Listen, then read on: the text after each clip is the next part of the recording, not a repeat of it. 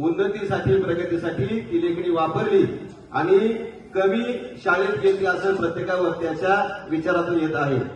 शाळेत कमी गेले परंतु शिक्षण सोडलं नाही. शिक्षण त्यांनी पुन्हा बाहेर राहून घेतलं आणि खूप चांगल्या पद्धतीनं शिक्षण घेऊन 36 कादंबऱ्या या ठिकाणी लिहिलेल्या आहेत. यानंतर वर्ग 6वीचा बालाजी गुट्टे आपल्या समोर विचार आपले व्यक्त करेल.